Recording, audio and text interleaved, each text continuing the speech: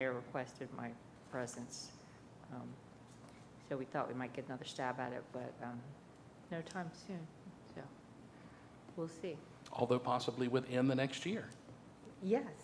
Yeah. Yeah, you never know. I saw you at that meeting. I thought you represented us quite well, and I was so glad that it was you and not me.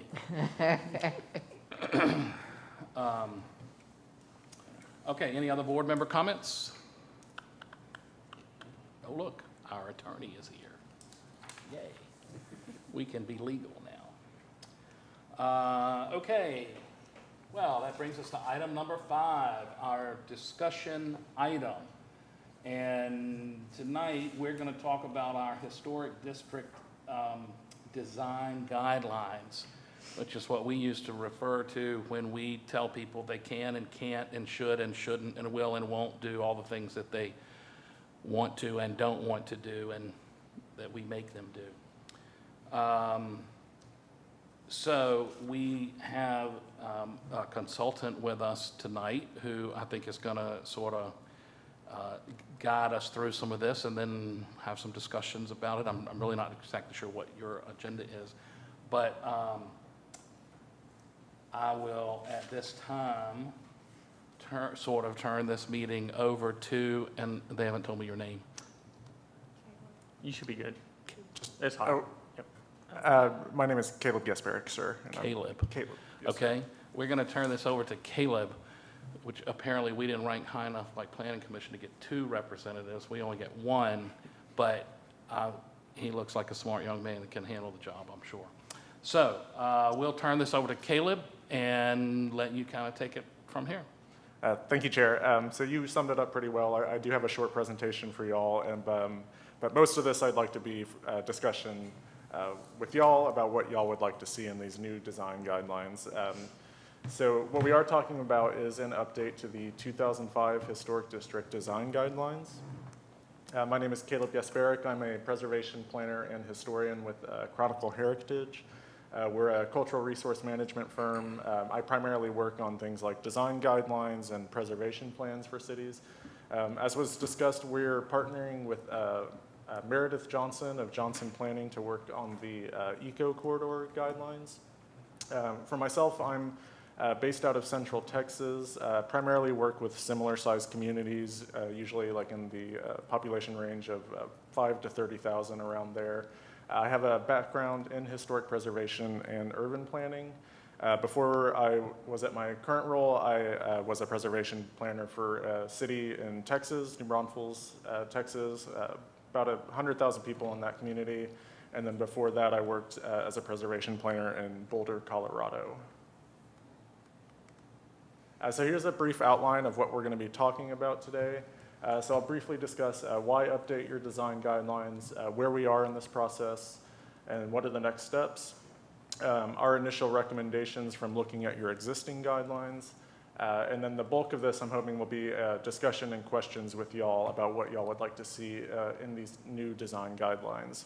And then to finish it off, we'll have a brief discussion about something we had talked about with staff, which is a working group to help these design guidelines.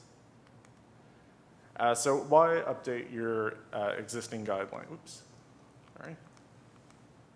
So why update your existing guidelines? So new technologies come on the market like solar panels, building materials, different types of windows. Updates can help to make the document more user-friendly. Over time, you may find that certain areas of the document work better than others. An update is an opportunity to fix the areas of the document that work well, or to fix the areas of the document that don't work well and really emphasize those areas of the guidelines that do work well. And then things like changes in development patterns, regulatory changes, or changes in the makeup of your historic district may warrant the need for new guideline changes. So where are we in this process and what are the next steps? So we're still pretty early on in the process of updating the historic district guidelines. Some of these screenshots in the documents are from like an initial draft that we put together, but the bulk of the document creation will come once I get back to Texas after this site visit. So these past 2 days I've been walking around the district, taking pictures of a whole lot of buildings, your streetscapes, driveways, windows, everything, basically getting an overview of the characteristics of your historic district. And then today I met earlier with town staff, and we had a discussion and discussed some of those initial recommendations, and then gathered feedback from staff on what they'd like to see in these new guidelines. And so as I said, the next step will be to go back to Texas and create really the bulk of this document and give y'all a draft here soon. So these next few slides are my initial recommendations from reading your current guidelines and then walking around the district over the past couple days. So overall to the document, one of the things we want to do is make the new guidelines more user-friendly and easier to follow for y'all, the BHAR, but also for town staff and applicants who go through the process. And then in these next areas, I kind of just went through them in order of which they're found within the existing guidelines. So when it comes to sub-areas, I think this section has the potential to better inform your decisions. So for instance, what works in sub-area 1 may not work in sub-area 6. So these new guidelines we think should really emphasize that alterations and new construction in your historic district should be both sensitive to the district as a whole, but also the immediate vicinity and the sub-area of which they're located in. Moving on to procedures and admin approval, clarifying what can be approved by staff and then what needs to go before the board for full approval, and then providing further detail to applicants about the process and what they can expect when they go before the board.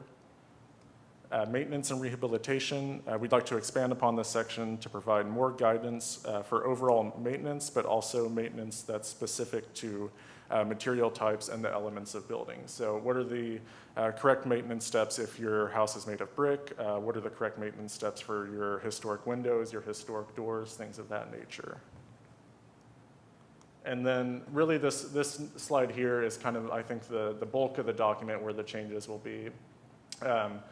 So how it's organized right now is you have rehabilitation and new construction in the same section of the document. So one of our recommendations is going to be to separate rehabilitation from new construction, and then also include these new guidelines on maintenance to put those within rehabilitation. Because right now maintenance has, I think, like a page or two at the very beginning of the document, and then it really isn't found anywhere else. So as an example of that, like in the new guidelines, when we're talking about doors, you'll see, what's appropriate for altering your doors, but also what's appropriate for maintaining your doors, so that applicants don't have to basically flip through the document to find, what's appropriate, and that it's all in one section.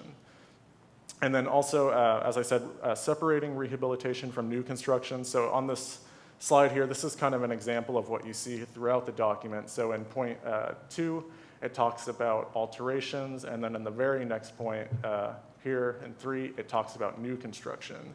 So I think that can be confusing for applicants. Like if you're building a new home, you're probably not going to be concerned about alterations to existing buildings. Like I think you would like to have all the information that's relevant to you in one section dedicated to new construction. And then the same could be said if you're rehabilitating your building. You're probably not interested in what's appropriate for new buildings. And then also, kind of on that same note, separating residential from commercial. So as it is right now, alterations for both residential and commercial structures are found in the same section. So this would make it easier to follow based on the type of project you have. So in a similar vein, if you're doing commercial alterations, you're probably not concerned about residential alterations, and you just want to look at one section to find what's appropriate for you. And then these other things like providing additional guidance for materials and the types of appropriate elements. So those are things like doors, windows, fences, siding materials, what's appropriate and what's not appropriate in the historic district, and then what's appropriate for existing buildings and what's appropriate for new construction. And then this came out of our discussion today with staff, but including additional guidance for items like solar panels, gutters, and fences. And then really expanding the section for additions. So right now there's no differentiation between residential additions and commercial additions. As the guidelines are set up, it looks like they're mostly talking about residential additions, but it doesn't really differentiate that very well. And even if you don't have very many commercial additions, a lot of communities don't, especially when the downtown is very set in place. You never know, they could come along in the future, so it's helpful to have that guidance there in case it does come along. And then that kind of concludes like the bulk of our initial recommendations. So I won't read these aloud to y'all. I think in the packet that was sent to y'all, there was kind of a list of some 10 questions or so to get y'all thinking. But really what we want to find out is, what changes would y'all like to see in the existing guidelines? What works and what doesn't work? So these are just to kind of get you thinking, but I feel like from there we can kind of open up the conversation to y'all, and I can answer questions or provide feedback or anything like that. And then after this, we'll have, I think there's 1 or 2 more slides, but we can go from there. Okay, great. Thank you, Caleb. Okay, I'm open for however y'all feel is the best way to sort of plow through this. So,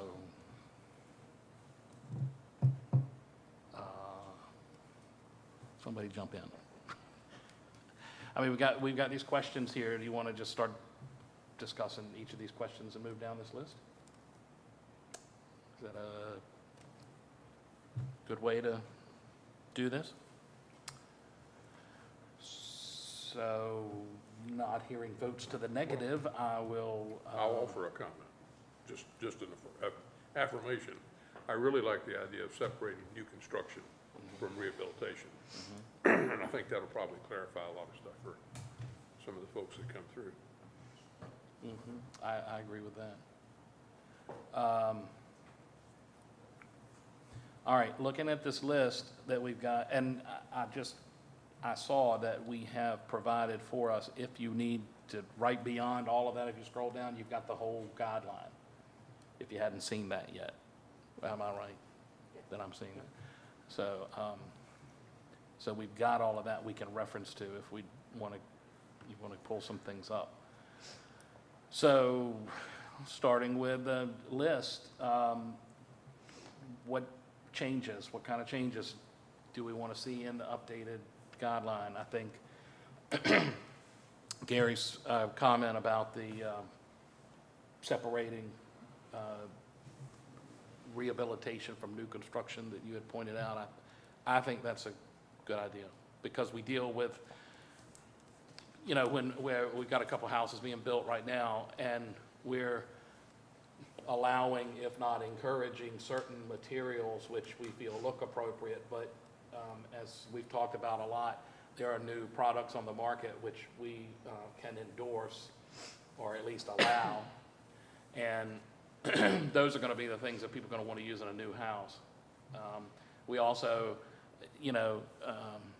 if you've already got an old house that dates from 1880 or something, you're kind of locked into the sort of look that you need to make it have. With the new structures, we don't try to reproduce a certain type necessarily. We want something that blends, and we've all talked about this. So to Caleb's point, somebody doing a new structure has got different concerns and different things than someone trying to reproduce or replicate to match something on an old structure. So I think that's a real good point.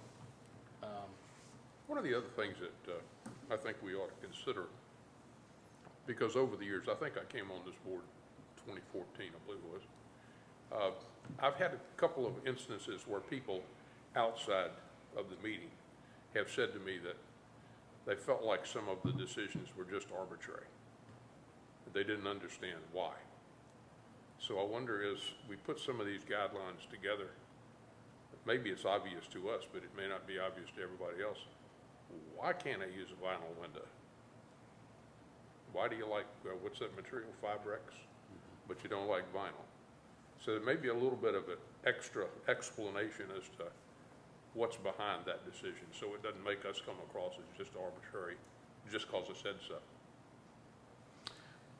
I would like the guidelines to make it so it is arbitrary, because I think the problem I've seen is that we try to be clear about the vinyl windows, and then we have an incident where, people Just do it put them anyway. in, and then, oh, wait a minute, we were supposed to follow the guidelines, and we've already paid the money. And I'd like for it to be able to say, buildings of this age or this, in this particular area, whichever we do, we're not going to ever approve vinyl windows. I mean, Does part of it, and I won't go down and this. it won't, I'm not just talking about vinyl windows. Sure. Exactly, it's whether we are going to take composite here for decking on porches or whatever, but I'd like us to say what we're gonna approve. I think that's basically what I was trying to say too, Yes. is, yeah, help people understand why we say that a building that was built in 1880 needs to look like a building that was built in 1880. I mean, it's obvious to us, but it may not be obvious to everybody else. Yeah. Why do we care about the historic district? Because if Smithfield didn't take care of the historic district, we'd just be another little town. Yeah. Two remarks that I'll make to your comment, Judy. I think as we put this new guideline, one of them is going to be relative to the guideline, one of them is going to be a little off track, but I promise not too far off track. But if for some reason it's sticking in my head, we had looked at an example from Suffolk that you all may remember a few months back. And for some reason, I'm feeling like, of course, they had a lot of pictures, but they showed bad pictures. And I don't know that we have as many bad pictures as we have good pictures in our guideline. I really haven't compared it or thought about it, but it's kind of a do this, not that. And maybe that's something we need to do. Now, you don't want to be able to totally identify whose house you're saying ought to be torn down because it looks so bad. But if there was a way to, give the examples of say, this is why we don't recommend this product or this type of material or something like this. Here's a house that looks from this period, but then they added this to it, and now you see that it doesn't fit. Maybe that's something we could figure out a tactful way to show poor examples, so people will, and we can use that as an explanation tool to say this is why we don't And recommend maybe we this. don't take the bad pictures in our community because we don't know if those people are working on it or not, but, Maybe we go to Suffolk and because I'm take some of their feeling, I'm bad feeling my pictures. toes a little bit because of, we know that people are, constrained by a number of things, and one being finding people that can do a certain skill. Sure. But my thought is, it's just, I've just found us being, trying to be somewhat maintaining that idea that we're not going to vinyl siding, vinyl windows, whatever, and then we're almost apologizing because we're saying no vinyl windows and no Right. siding. So. Well, so the first part of my statement is use bad pictures, for a simpler way to put it, I don't know, but I think you get the gist of what I'm saying. The other part is, in your comment, and you were saying, basically referring to all the after-the-fact applications that we get when people come in and say, oh, well, I didn't know I had to do this, and I already did that, and I spent $25,000, and are you really going to make me undo this? Which, for the most part, we try to work with the people. Well, we always try to work with the people, and if they work with us, we try to reach a happy conclusion to it. There have been some where we have just, as we know, even recently, have just said, I'm sorry, you're going to have to take this down and put something else back up. And we don't want to have to do that. Again, I won't dwell on this, not so much for the guidelines that we're putting together, but I think that references back to what we had done years ago, but actually before most of y'all on this board, trying to establish more of an educational Bill, you were here for you remember all this stuff with William that we worked through, trying to get some things on how we can educate, and educational outreach, we kept calling it, to get out to the public and let them know, oh, you bought this house on Church Street, Main Street, Cary Street, you're going to have to live by these rules. I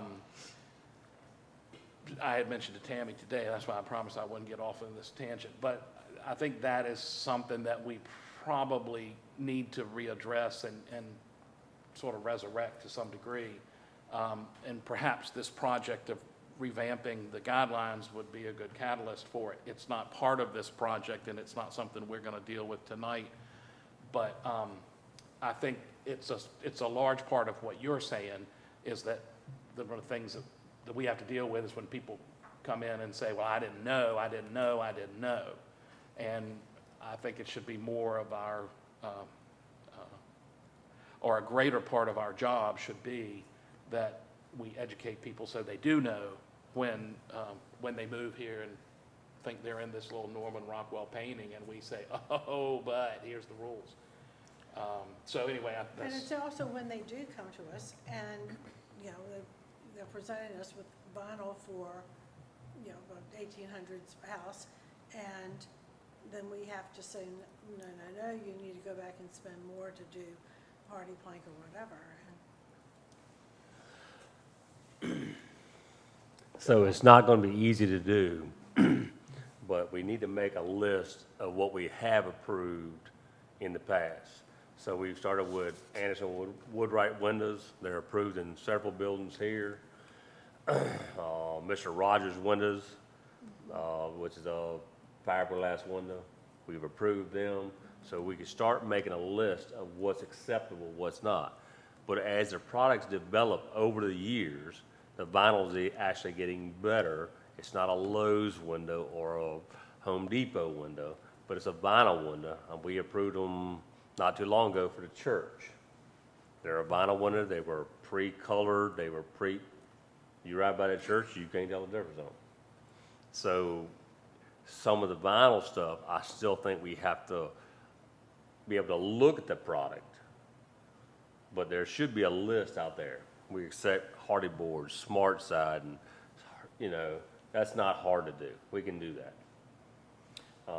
Because, I mean, I presented that Anderson Woodwright windows to this board probably 10, 15 years ago before I was on the board. And I presented them to Roger, and Roger said, well, there's no reason. If you present something like that to Anderson Woodwright, it's approved. There's no question about that. So if people know, well, they say Anderson Woodwright, let me look up that number. This was going to cost me to put windows in my house. Then people know. It's not like when they get here, they're like, well, they're dumbfounded. That's just not, you know. I mean, there's Niche Hall side now is coming out, which is a hardy product, similar, but it's called Niche Hall. It's a good product. It's big at the beach. It's unfinished. So there's a lot of products out there. So if we give them some kind of idea of what we're looking for, I think that'll help the people looking at it. Well, it would be a lot more helpful if they would ask before the fact instead of after. But people are not going to do that because they don't know.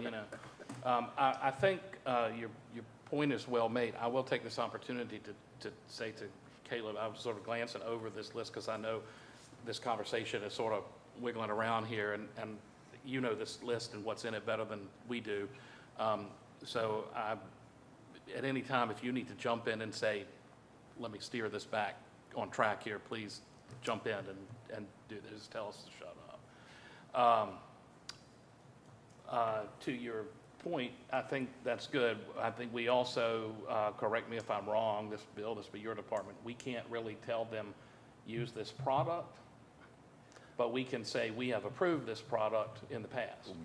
Correct? That's what I meant to say. Right, and I just didn't want to mean make it- that clear. Right, This you is just what can't we endorse certain approved, Yeah. Products, just like you you know. can't Yeah. endorse certain. But I also think, Contractors. while it is a difficult task, as you said, that alone, to go back and sort of make a list of things we approved in certain manufacturers of products, it's also difficult, and I almost hate to use myself as an example, but I'm going to because this is what happened, I think, if I remember correctly. Vinyl. We don't like vinyl siding. But I was involved with a project at the end of Sykes Court where the house had some vinyl. We were redoing, my sister and I were redoing the house, and we wanted to finish it in some vinyl and everything, which I thought, oh, this is great. The chair is coming to ask for vinyl.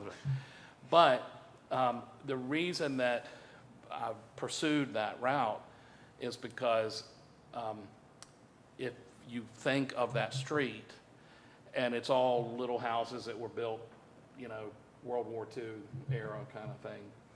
And I want to say out of about, I don't know, 15, 16 houses others on that street, there were only 2, I think, that did not have vinyl siding. And that is a very isolated, dead-end street. It's a nice, quaint little neighborhood. You know, it sits on the edge of the marsh and all this kind of stuff. So when you look, and this is how I approached it, when you look at that one house at the very end of the dead-end street, and you say, well, you want it to fit the neighborhood. That's the other thing. I guess that's where I'm going with this, is that every application needs to be judged on its own.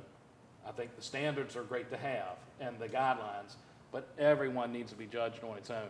So as nice as it would be to have this, you know, just that's it and that's it list of stuff, we're always going to be faced with this task of saying, well, let's look at this house and where it is and what it is. Well, that gets back to something that I've pressed before, and that is every time we make an exception for cause, that needs to be documented. Mm-hmm. And I think we've been pretty good about that since I'm giving staff credit. But Trey, for that, not yes. not trying to argue with you about this situation. But it's very hard for the board to say, okay, Trey, we're gonna vote for that in Sykes Court. And then we have Dawson Moody coming here, owns several houses right together. The one beside it has vinyl on it. He owns several of them, and we told him no to put on that vinyl side. It's hard for an applicant to swallow that we told you yes and him no. And we hear a lot of that. Well, and I mean, I've heard it, but I think hear them probably more than any of you. Probably. Because that's what I do. But I think it goes back to Gary's point. If we decide what we're going to do in any particular application, and if we've documented it, and we all sort of leave here understanding this is why we did what we did, we're not going to remember all the details, because Russell's the only one that remembers all the details. But, you know, if we leave here and say, this is why we made the decision, and we agreed, if not unanimously, we agreed as a majority that this is why we did it. Not defending myself. I know. But I do think that there, you know, I know the house, of course, you're talking about and all, and there were reasons that we did what we did for that one Right. too. You know, So- and it's tough for them to understand that, and it's hard to explain to people, you know, even though I don't care how you write it, it's hard to explain that, you know. Well, you know, and I already know the answer, I'll just go on record and say it one more time. It's a damn shame that we can't require real estate agents to provide this document to people before they put their money down on a house.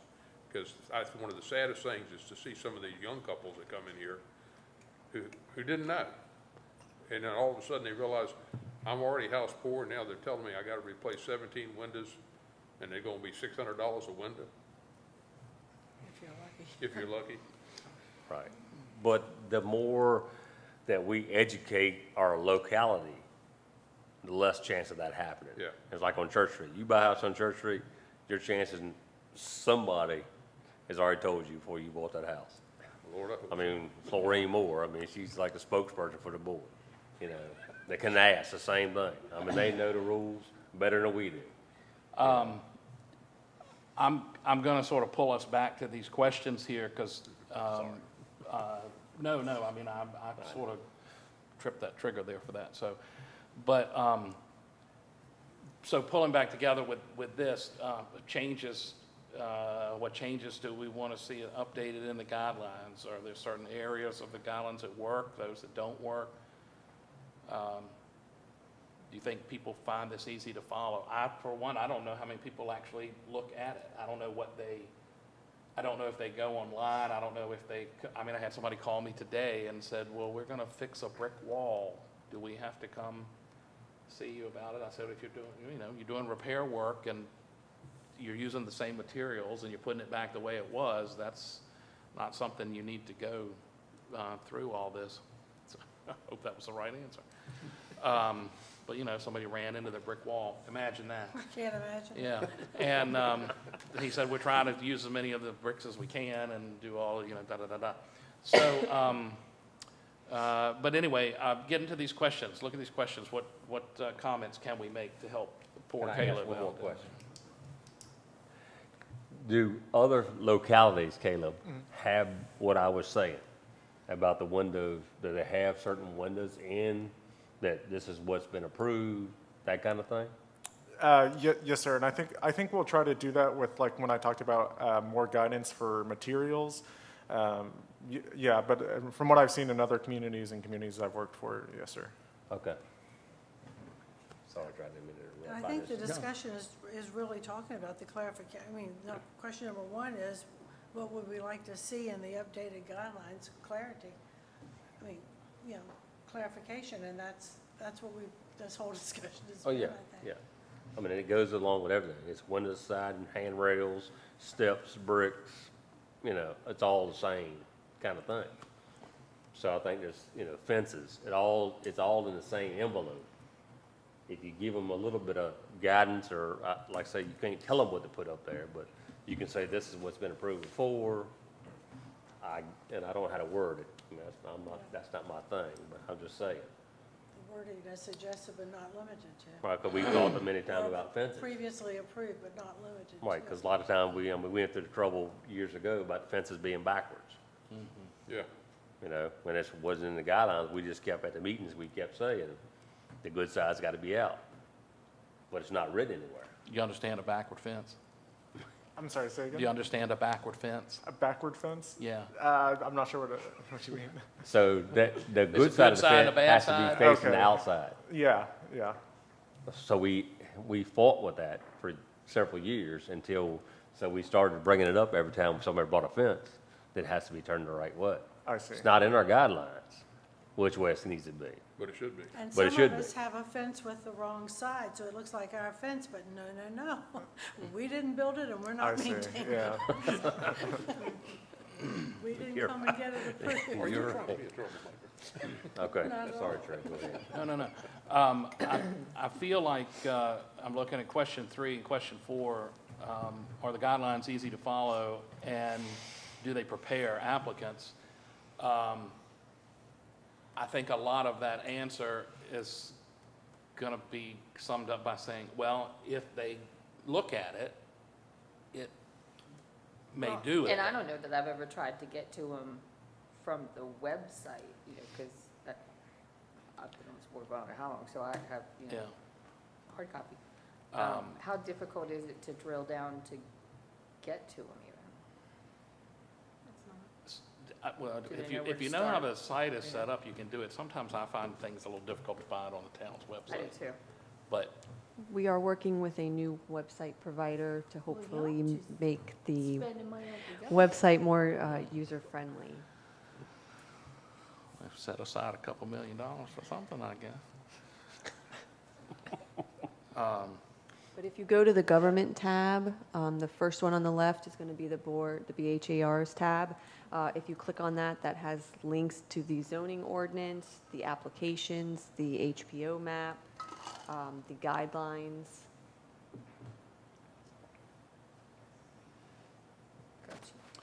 I will say to question number, which I've scrolled away from, but I think it was 3 or 4, talking about is it easy to read, easy to follow, and all that.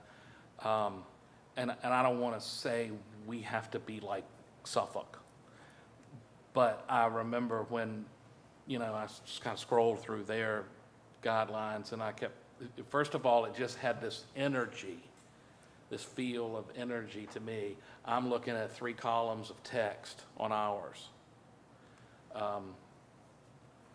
which I'm sure, 20 years ago, we all said, wow, this is great. This is everything we ever need right here.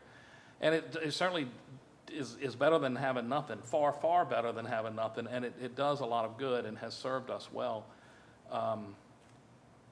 But I think this was designed to be, and I'm sort of trying to address 3 and 4 with this.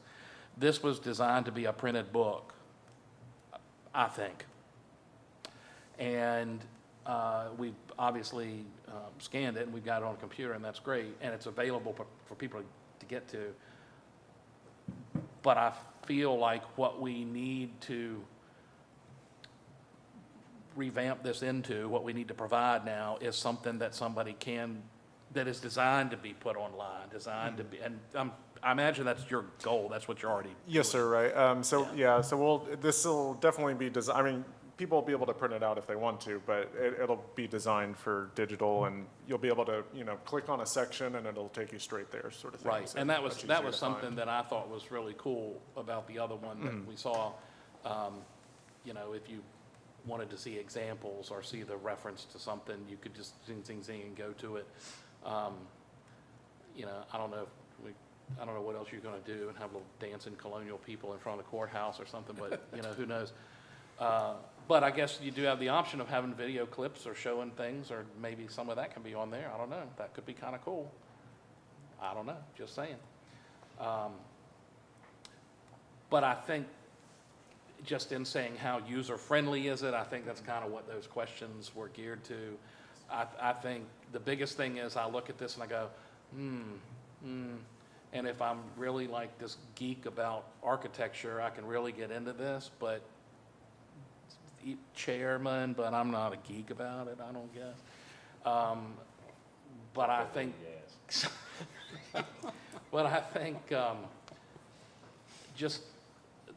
there was an energy in that other example. Color. It's got But I mean, it was a lot of color and pop and. It's a more contemporary design. Yeah, graphic stuff. So I think that would help people to say, oh, let me take a couple extra minutes and scroll through this. This is kind of cool. Look at those people dancing. That's really neat. Let me look some more. And of course, then our part, after it's all been created, is to, improve our method of distribution, if you will, in a timely manner, not after they've, sold their firstborn child to buy the house. So that falls back to us, not to you, of course. Trey, let me offer an idea. I'm an old man, so pardon me, I'll forget this if I don't say it now. Well, probably ought to offer it to him. He's younger than both of us, so. Well, I was thinking about the education piece you were talking about. Most people that come to Smithfield for a visit and maybe think about moving here probably go into the tourist bureau. What if we were to produce a trifold that explained the BHAR and what we do in a very positive fashion, and include a link to the website, and just had it available for people there? I think that's wonderful. Most of those people aren't buying or owning houses here, but I think it's great if they, anybody who knows about it is fine.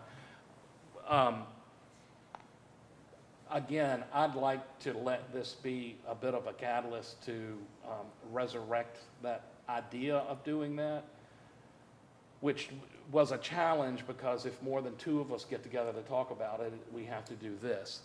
But I know there exists somewhere a lot of information of stuff that we have put together, some sample flyers. We talked about real estate agents, the hardware store, the paint store, all these places, the lumber yard, where people are going to go to buy things and where they would, do it. I don't want to get down that rabbit hole too much tonight, but I think that is something that I would really like to see us get back into. And if we can be sort of guided by our staff in the best way to do some of that, we can deal with that later. Town staff assures the board that once the guidelines have been updated, we will start producing marketing material for your review. Sure. So I think they've got it all covered. But, yeah, I think we need to do it. And we did a lot of work. We had to stop to classify all of the buildings, which took about a year to go through all that. And then COVID hit, and so we didn't were doing, it was just, we had some obstacles that had to put that on hold. But I think this is going to be a good thing to jumpstart that again. And when staff gets all excited and we get this new project, and they're just going to. Because we are planning on revisiting it, I'm going to say yes.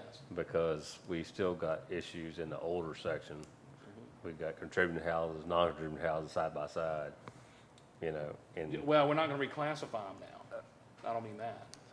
well, we got to fix some of that stuff. It's kind of weird. Well, we'll see. So that's my comments on, kind of on 3 and 4 of the list that I don't have in front. Do you have an extra one down there or anything like that? No? Okay.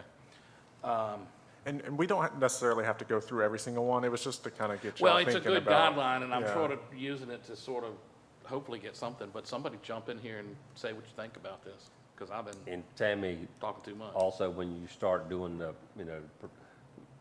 I would urge you to continue to reach out to the county with what we talked about, the administrator. I mean, I've had numerous phone calls from the county inspector saying, "Are y'all good with this house before we do a final inspection?"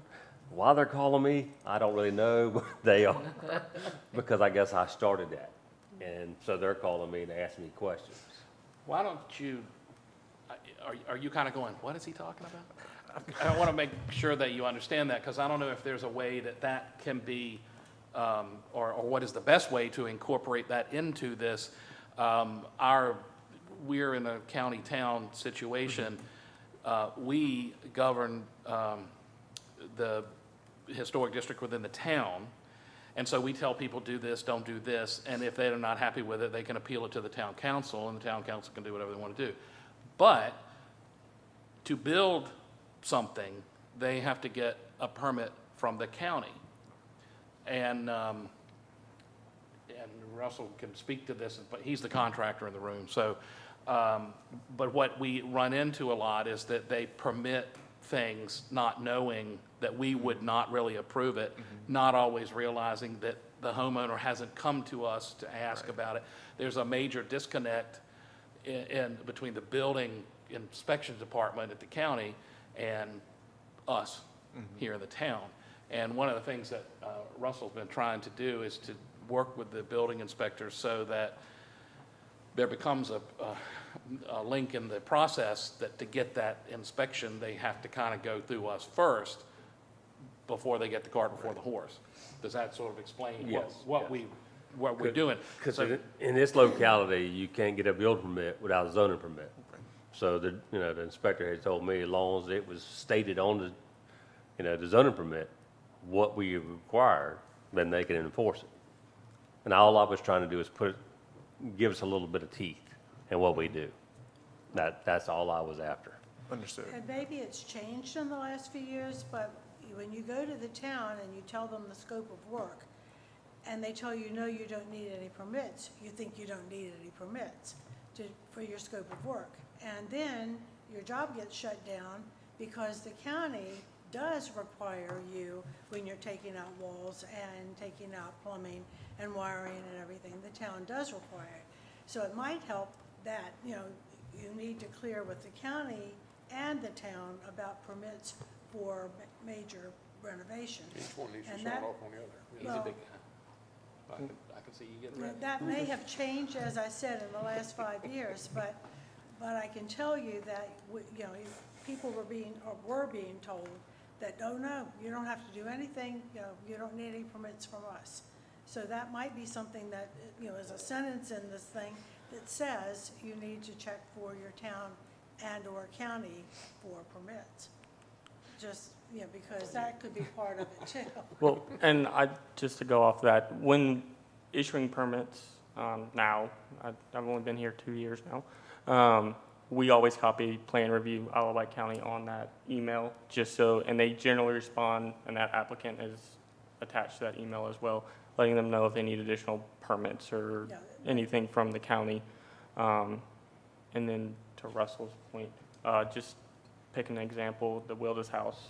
When we issued the zoning permit for that house, 325 South Church Street, the action letter was included as well as a description of the project in that zoning permit, just so that when they do go to review or do their inspections, they're looking for those items as well.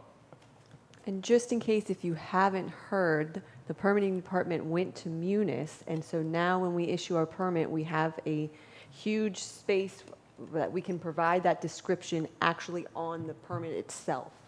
And I think that's why I had got a couple phone calls, because it was on that permit when the inspector had it in his hand.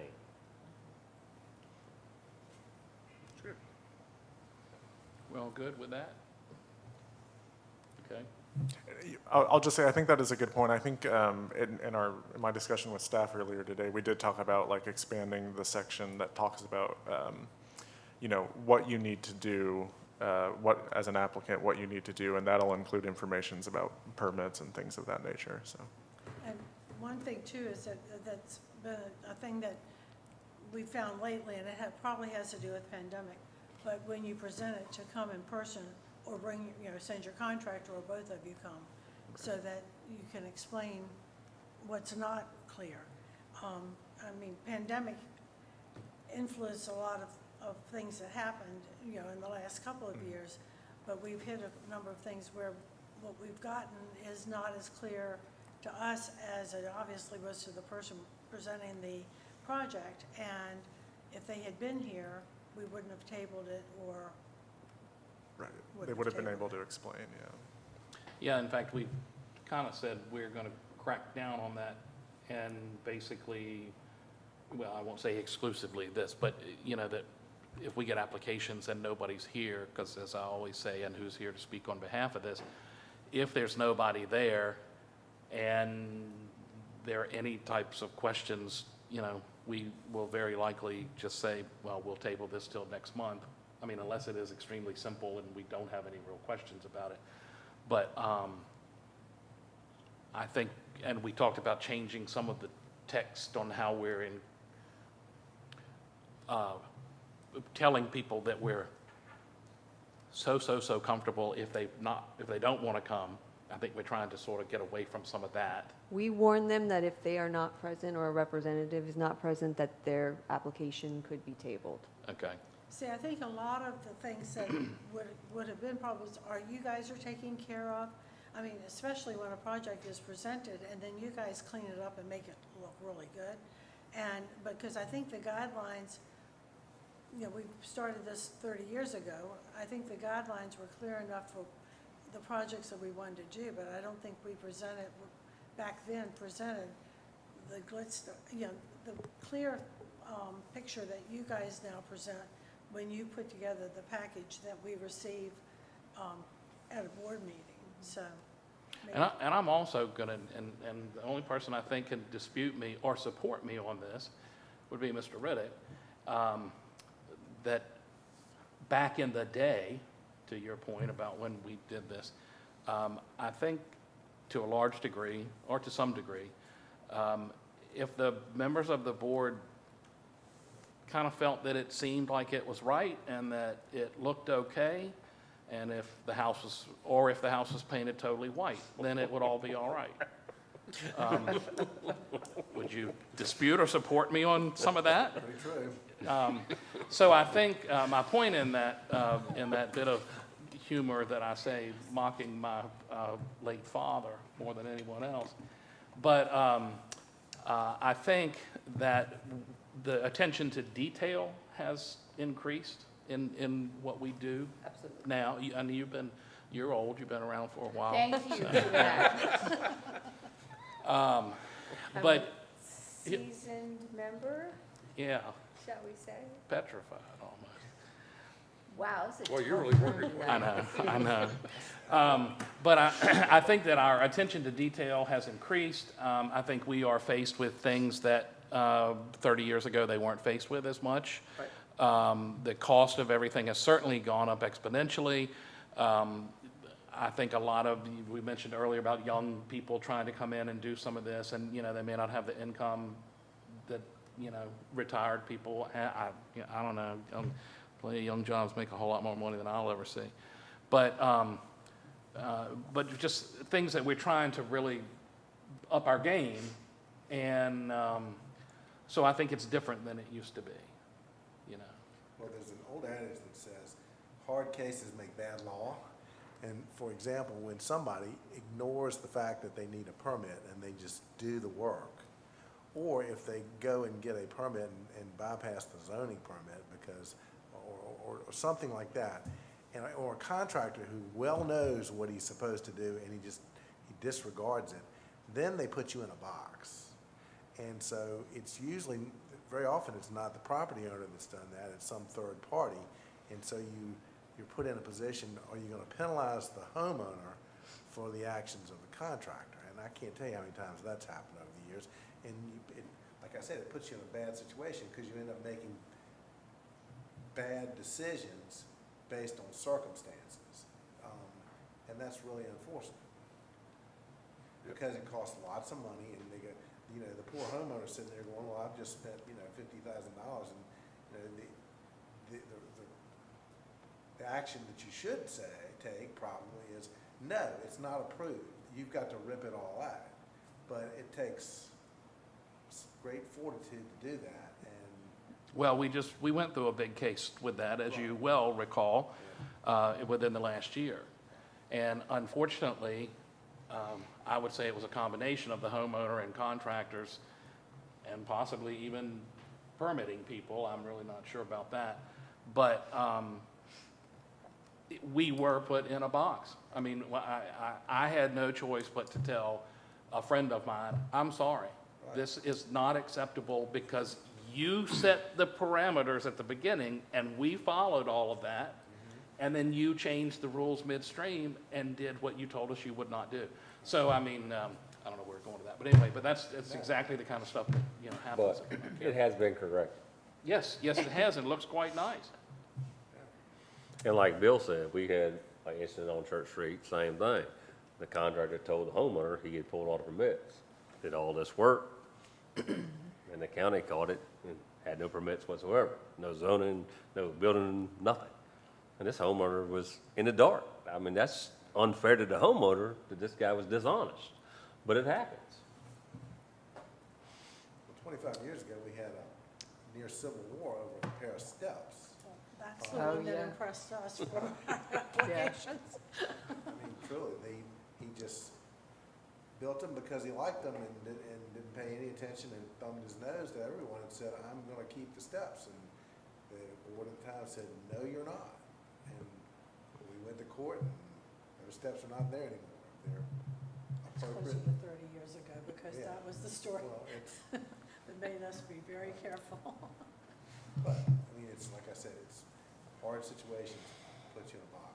Yeah. And to that point, you have guidelines that you can point to and say in black and white, look, you were on notice. This is what you should have done, and you didn't do it, then it makes it easier to be sort of hard about the subject.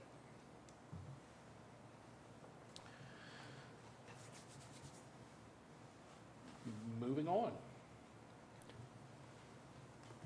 with something. Well, one thing I'll say about these, I think, you talked about whether they're easy to look at.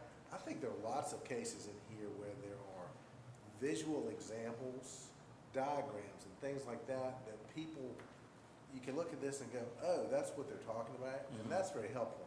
And to Mr. Gwaltney's point, a lot of it's in text, and I think the most effective stuff is the diagrams and the pictures. You have to have text to explain, but, and you were saying Suffolk was good about that. Well, what I recall from that, and It's on the tabbed on your computers. It's the laptop. second tab, the Suffolk guidelines. does he have it? I have, yes, sir. You've I do been have through it. that, okay. Not with me, but I have looked at them, yes, sir. I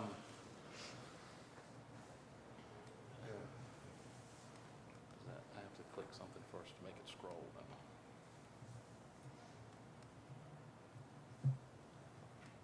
Okay. To make this thing do that.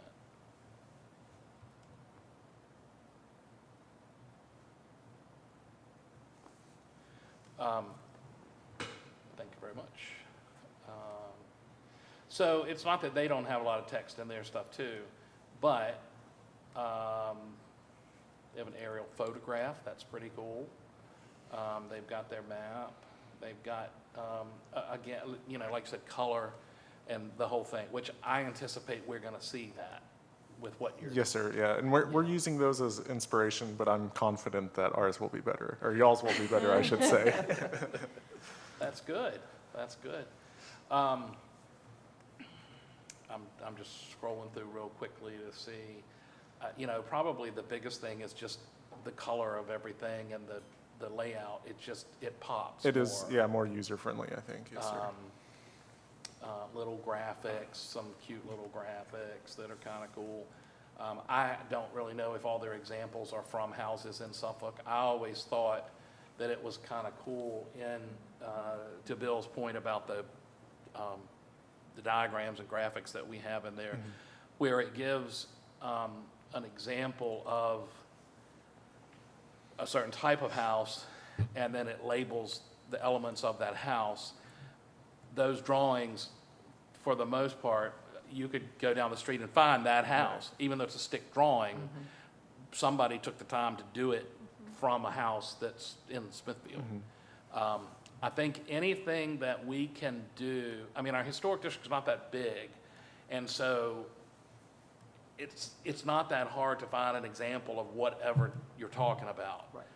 So the more that we can, other than the bad pictures we talked about, but the more that we can use local stuff, and I don't know if you run into other issues about we can't put people's pictures in the thing, or I don't. Bad pictures mean pictures of bad practices. The not this, Okay, yeah. they're not bad pictures, they're pictures. It's of not a bad- comment on someone's of bad photography practice. skills, I don't mean that. No, but the pictures that say, don't do this, let's go to Suffolk and get some of their pictures, I guess. But, yeah, but anything that we could use locally, that, because then they could say, oh, wait a minute, I think I've seen that, let me go down the street. And, oh, there it is, oh, yeah, I see what they mean, and da-da-da-da-da, you know.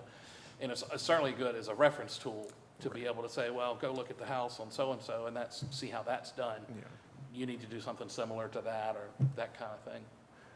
Yeah, and we will be updating all of the, like, the architectural renderings and things like that. Those will all be updated for the new guidelines. And, yeah, I went out and took a ton of pictures today, so there'll be lots of local examples that are, you know, from the past couple days to use. And the same thing, Trey, like we were talking about earlier, about this one has been approved here and this, you could take a existing house on Church Street and, you know, with a drawing or a rendering and say, this window here is just, you know, have the arrow go into this window, this is what this window is. This is what this siding is, you know. Just like all the solid PVC and all the stuff on the houses that we do, you know, from the street, him taking pictures. There's several houses in Smithfield you took pictures of, you didn't realize there wasn't really wood. Because I've done most of them, so. Either you wouldn't realize it from the Right. street, they wasn't real, because I use a lot of solid composite material. But you see what I'm saying, like Bill's house, you could take a picture of Bill's house, you know. These are Anderson Woodwright windows in this house. But from the street, you would never know that they weren't the original windows. And That's all I'm that's saying. not a far distance to look. That's right, you ain't 20 feet, He ain't far from and you us. would never know the difference. Let me ask a question. Should we have a section in this book that specifically talks to people that are in arrears for maintenance? They're living in a historic home? That's a sticky wicket. See, that's the whole Pierceville problem, is the Attorney General says that the ordinance doesn't give us the authority to do that. Because Pierceville was one giant maintenance issue. It was a giant maintenance issue. Well, but we've got houses around here now that where paint's peeling off the sides and everything. And at what point does somebody in the town go to the homeowner and say, you need to Well, police this that's up? where this is where it started, we started working on this right before COVID, and then it went in the hopper. But the whole issue is that the county, through the building code, you can make people do things, because there's teeth in that. There are no teeth in the historic preservation ordinance with respect to maintenance. And so that was the whole issue that led to litigation on Pierceville, because we tried to enforce the maintenance through the historic preservation ordinance, and the Attorney General says, no, you can't do that. But you can through the building code, but the town doesn't have its own building official.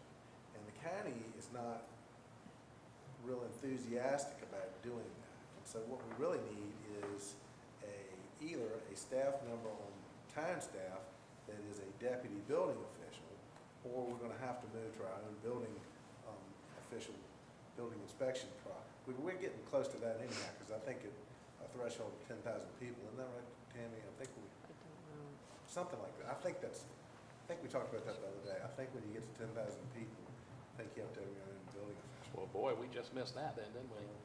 Yeah, we're not there yet. But that's Not gonna be yet. expensive, Oh, yes, but it generates revenue though. because that's like 10 people. 300 It'd take about 10 people to do that whole process, right? I don't know if it would take that many, but Very, very 5,000 many. cars short, 10,000 You got people. administrators, you got officials, you got, well, you deal with fewer people. yeah, that's true. Let me move on to the good points and all, but I'm scrolling through this to sort of look at it because I know Caleb wants to hear some concrete things about what do you want in this book. Something that I'm seeing that I like, again, I hate to keep pulling up Suffolk, but they really did have a lot of good things we like. I can give you specifics that you can go back and look at later. And that might actually be a good transition into the next part of the presentation, actually. Go for it. So something that we, no, ma'am.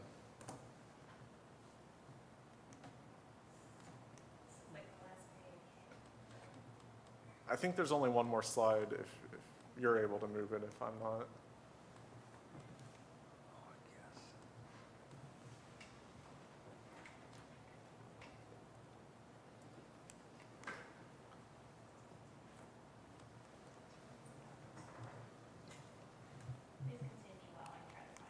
Okay, so I don't think this was in the presentation that y'all received. I did edit the PowerPoint a little bit, but we had talked about forming like a working group of, say, like 2 members from the BHAR and the, there we go. So 2 members of the BHAR to follow up with as we work through these guidelines so that y'all can provide additional feedback. So, you know, there may be discussion at the next meeting that would be useful for us to know. And that way, you know, we can get in contact with y'all and staff, and then y'all can provide us with additional feedback. And then the idea would be, as we move through this draft and implement things, that we could work together to, you know, see what y'all think, and then that y'all can relay the information to the rest of the board at upcoming meetings. I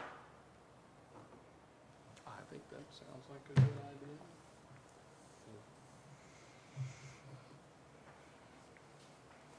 Sure, okay, pick 2 people. I don't know how you want to handle that, but I think does staff like that idea? To do that? Staff does like that idea, and staff would like to recommend Vice Chair Hillegas. I know, because you're part of the ECO also, just to kind of make sure that the overlap between the 2 boards, if you would be so kind with your time. I will try. Thank you, Julia. Do you want to recommend a second person? Or do we need a contractor on that? Maybe you might want to recommend him. Well, I think it would be a good idea to have a contractor on that. I think it'd be fantastic. Staff would also like to recommend Mr. Hill, if he would like to join our working group as well. Great. Staff will let them know when the meetings are and what you need to do. That'll be super. Rainy days, Russell, is that what you need? Mm-hmm. Okay. Great. Only Okay, after the that work sun for you? goes down. Yeah, All that right. works great. Thank you. So that's all I had for y'all tonight. Y'all are welcome to continue on discussing. If y'all We're think- not done yet. We're not done yet. So, because I saw something that I really liked that I thought was, again, this whole idea of being like in your face, clear, real easy to do. And I am, again, in the Suffolk thing, but I'm looking at page 24, and I'm looking at we've got some stuff similar to this in our book, I believe, specifically page 30, and like 28, 29 have some similar things. 24 is a specific chart that shows you these are the different types of doors, what they're called, how they're made, and where it's a spreadsheet where they've X'd off certain, you know. Right. I think that's a really good, people think that way now. And I think That's good. And then they have windows on 30 that goes through the same thing. And it's visual, it tells you what you need, it tells you basically which types of houses had those things. I think this is back to what Gary's saying about being able to say, this is why we're telling you this is what you need. Yep. It's just a very easy visual to understand. So I like the way that they've done those.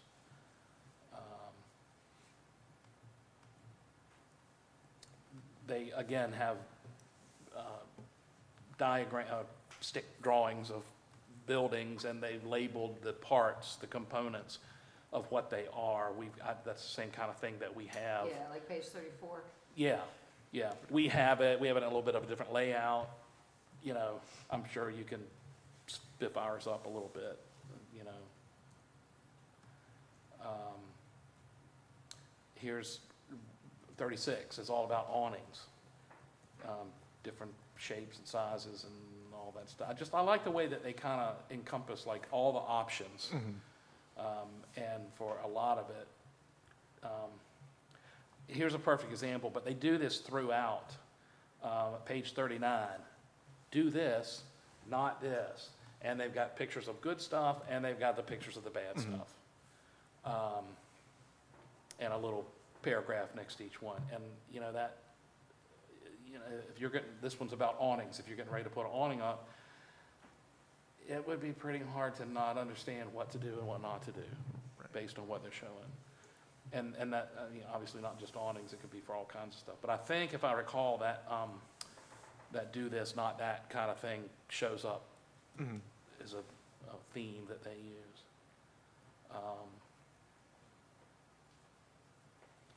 Page 41 is a whole thing about roofs.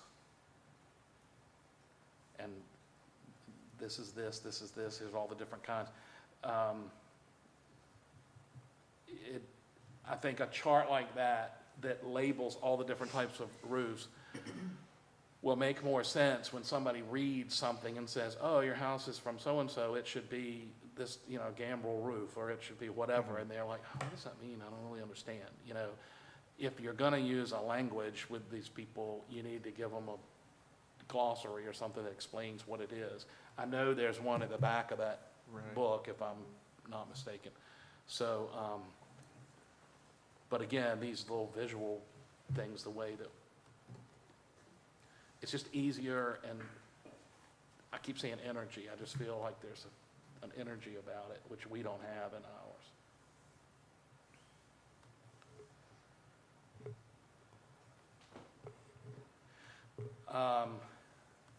One of the things, as I'm seeing the word accessory structures, and it brings to mind that on occasion we have come up with, and I'm looking around for anybody to jump in with an example of this, we have come up with items that people, things that people are doing at their houses, and we may not always get it here, but people ask, well, I'm gonna do this, do I need to come see you guys? And it's real easy if they say, well, I'm gonna remove my porch, I'm gonna put a new roof on, I mean, you know, we know what to do there. But when they say, well, I'm gonna take my gravel driveway and make it brick, or I'm gonna remove, I've had people have said, I'm gonna remove these 2 trees. Is that something I need to ask you guys about? I have a lamp post in my yard that I want to put a new fixture on the top of. Is that something I need to ask you about? I don't know the best way to answer all those questions, and I don't know if there's a way. I remember when there was, several years ago, there was a plan, well, I'll call it an idea or a concept, to do several statues, artwork in Hayden's Lane. And this was a 2020 idea that we did. which is an organization here, not the year. And one of the discussions was, does that have to get approved by BHAR? And I'm not sure how clear it is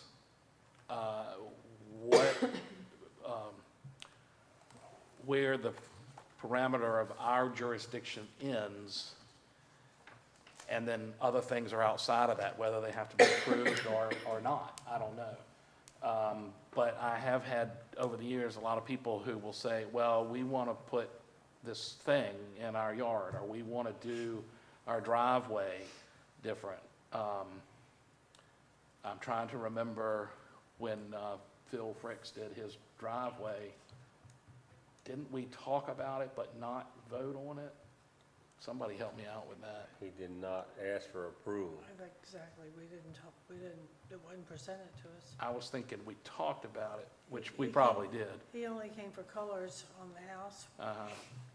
It's the only time that I remember. But the driveway was not a, And the other guy, anyhow, Moody owned the house when I came on the board, so the only time I've only missed. well, it was Phil that put that little parking pad up near Exactly. the front. That never came in front of us. Because I think it was probably, I remember having a conversation about it, but I think it was probably deemed that it didn't fall under our jurisdiction. And that's correct, isn't it, Bill? We have nothing to do with the driveway, right? Town wonder- staff issued Or a the a zoning yard, permit waiver for it. They did not bring it to the BHAR. Right. Because I Well, got numerous phone calls about that, too. well, I mean, complaints about something is different than, Yeah. you know.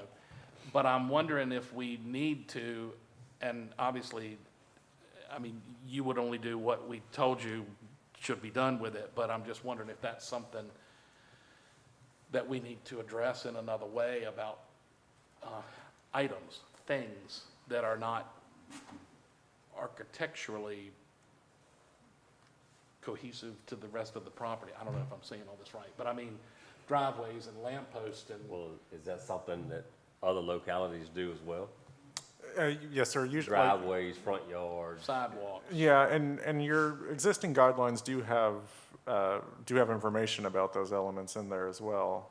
There is information about driveways and sidewalks and street pavings and Well, lampposts. and like existing, mainly existing, I mean, you've probably read it more recently than I have, so, but this was an element that somebody added into their property. Yeah, and in my experience when looking at adding those things, it's, I can't speak for here, but in other places that I've been to, it is under the purview, but, you know, it could be different here. Right. Yeah.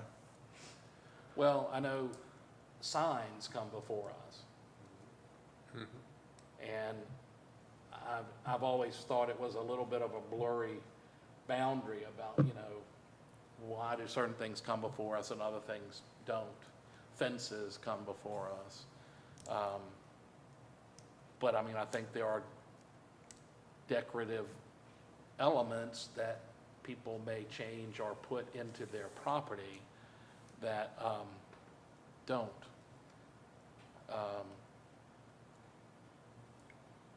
I mean, I think if that's somebody want to put a that's something statue we need in to- their yard or something. We need to sort that out, because, I mean, you end up with an 1850s house with some sort of a weird modern art sculpture Yeah. in the front yard.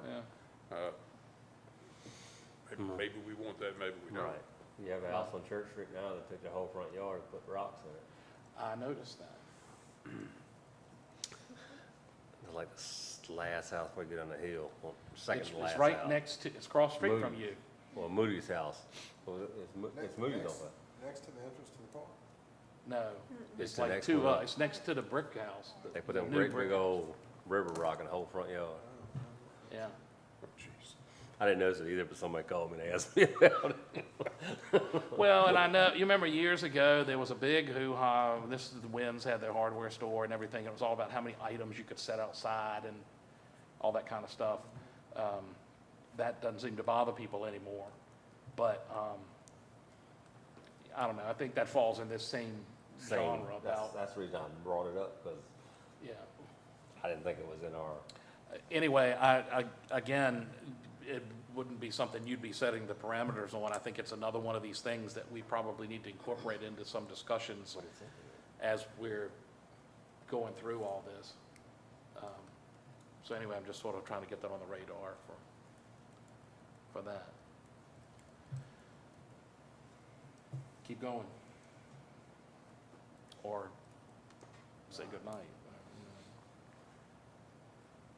Caleb, what else do you want to know from us? I think y'all have provided a lot of good information so far. Well, we rambled about a lot of stuff too. So, I mean, I truly am saying, I mean, if you've got questions, however specific they may be, please ask, because He said he was done 10 minutes ago. I'm giving him every chance. Because we're never going to see this guy again. Well, they will, maybe. Well, no, you probably won't be here, will you? Because you're going back to Texas. Tomorrow, yes, sir. Yeah, okay. He's got email. Yeah, and I think that'll be something, with the working group, we can follow up with those sort of questions if we have any. Okay. Anything else? that So anyone- just to streamline the thoughts here, is the BHAR looking to incorporate any improvements to any property would fall under their purview? Meaning that again. landscaping and driveways, any changes at all? Not landscaping, certainly. Well, you have to be careful of that, because front yard is landscaping. It's grass or rock, it's Well, still I don't landscaping, think we right? can solve that question here tonight, but I do think that's something that we've got to, Well, I Sit I down. would answer it this way, because this is how it came, this is the conversation I had with someone in a big red Victorian house who had to remove 2 enormous magnolia trees that had obviously been strategically placed in front of that house. And she said, for various reasons, we have to take these trees down. And do I need to talk to you being the group, about that? And I want to say I called somebody, it was before you were here. So, yeah, you're off the hook for that. But, it didn't really do it. But it brought up the discussion for an interesting point, because across the street from that big red Victorian house was a big green Victorian house.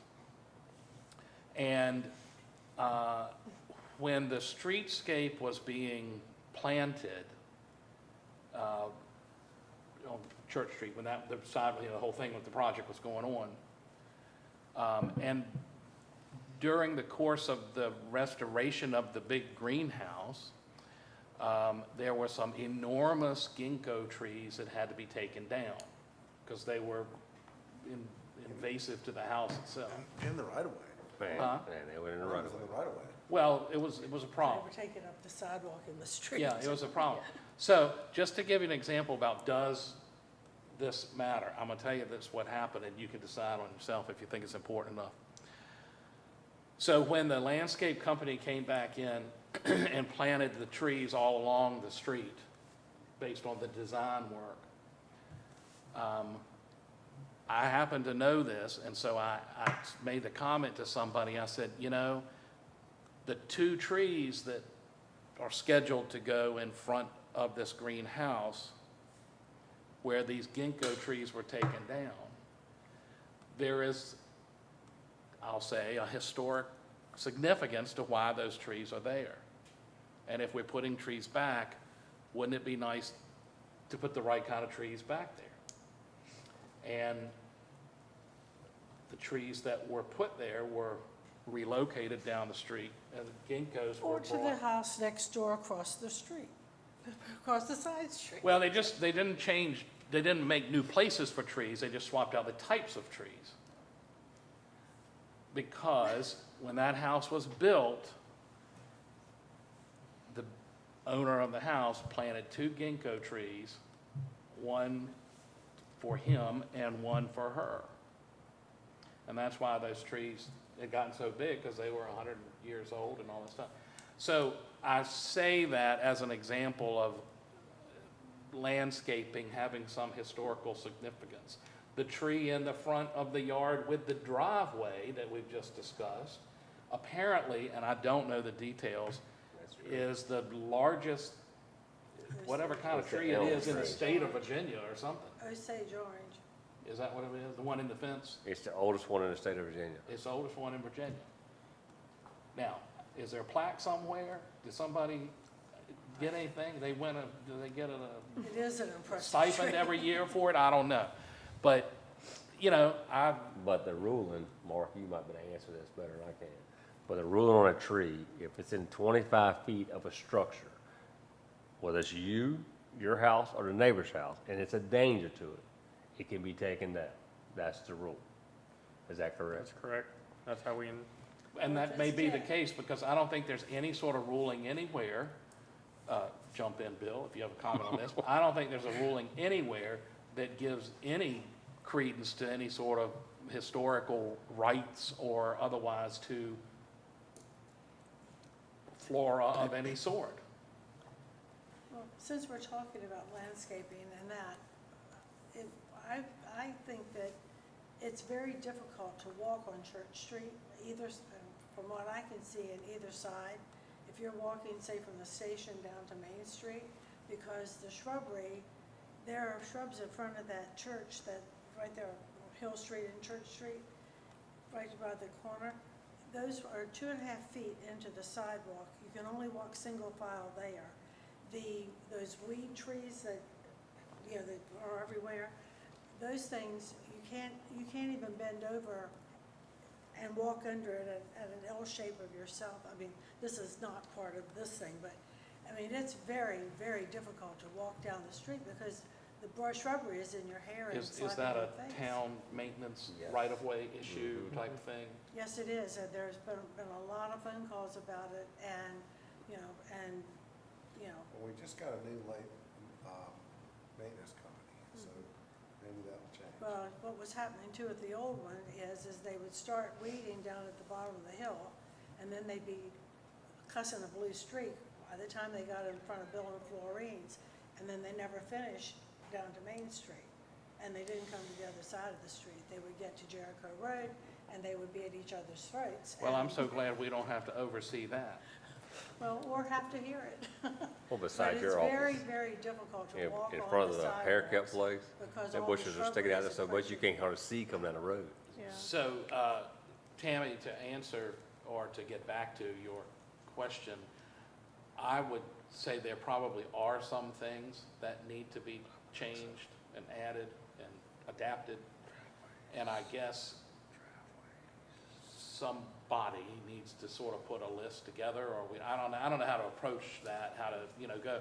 But I think, because there's a lot of gray area with, items, I don't know what else to call them, you know, driveways and sidewalks and things like that that people have on their property that aren't really addressed in here. I mean, preserving a brick driveway, yeah, that's gonna be in there. But when somebody says, I wanna put a parking pad for 3 cars in the grass in my front yard, we don't really have anything to weigh into. I don't think we do. But anyway, but I think maybe that, yeah, we need to bring that into this list of things that we wanna do. So I don't know how you approach actually adding a whole new section of, stuff in there. Well, But I Frank, mean, even it's- yeah, even if that's- it's, even if it's not up to us, maybe our guidelines should include things. If you are considering changing these kinds of things, this is who you need to talk to Right, in the right. town. Yeah, but she doesn't want to regulate landscape. I will say with the parking pad, that property, because of the RPA, there was no other place viable for the parking pad to go. So it's okay that they did what they did. That was before my Let's go. time in this position. However, I do know that a zoning. How long have you been here? What are your credentials to be here? What would you have done is parking in this town is completely impossible to come by in the first place. So when, you know, you're gonna tell a homeowner that, I'm sorry, but you bought that really big lot there, but you can't park any cars on it, I mean, that becomes kind of ludicrous. They could have And I done understand stamped people don't concrete or like it. something though to improve. They could have done a stamped concrete or something. It just looks ugly. It's just a piece of concrete, like stamp the concrete Yeah, or I mean, something. we don't, because that was the discussion, it's Aesthetic. like, you know, oh, and I even, the landscaper told me, oh, I'm gonna do a brick border around it, it's gonna be really nice. I said, yeah, it's gonna be concrete. Gray But I, concrete you know, or I'm not saying that they shouldn't be allowed to have it, but it's, we don't weigh in on it. So then, you know, we're saying, oh, your house, this, but sure, pour this concrete in front of it if you want. We Which don't- doesn't match, yeah, I it's don't know. gray, I'm doesn't just- match anything. There've been things like that, I mean, you know this, it doesn't really come before the board a lot of times, but we talk about it. And there's a lot of hard surface on that property, I can tell you this, all that They stuff park behind behind it, the the house. and the garage under the house and all that kind of stuff, so, but anyway. Yeah, so I think there's some elements that are rather ambiguous in all this, that it would be nice if we could tighten them up to say, we oversee it, or at least to say, you have to tell people, I don't know, but something. So, maybe not trees, if you don't want trees. Well, that becomes, you know. when Yeah, you I get know, I trees, know. you got- There are all these enormous trees in town, and you're just hoping they're gonna hang on, but they don't, they die, and they fall. And Well, that so when storm somebody- takes them Oh, yeah, out, the and they're storm, yeah. gone, so. And when somebody says, you know, I think I'm really worried that that's gonna fall on my house, you kinda, the fact that it's 150 years old has to surrender to the Well, fact that. And I it's get dead. it, we would rather save a 150-year-old house than a 150-year-old tree. So, but I only use those examples to say people considered the fact that maybe we had something to do with it. So anyway, We'll make sure this is discussed in our upcoming work session. good, thank you very much. All right, what else? We're losing steam, so if we're at the point where we're okay, then we're okay.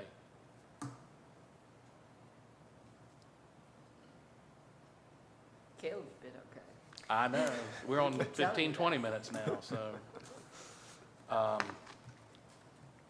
All right, so do you have any closing remarks that you want to make about this? No, just thank you all for your time. I appreciate the feedback I received tonight, and we'll be in contact soon.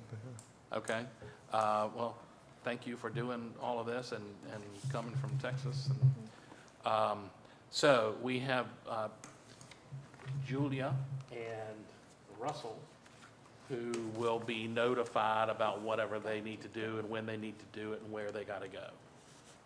All right, they'll be working to get this together, and the rest of us will certainly be on call should the staff need us for anything. And any kind of timeline for this project? I'll defer to both of you all for this. We do have a new timeline that we established. It's approximately 6 to 9 months from July, which is when we restarted our initiative.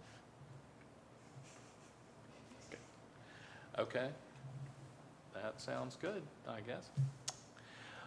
Okay, any other comments, questions? I did hear you mention addressing solar. Yes, ma'am. Okay. Hearing none, then I guess we are adjourned from our meeting.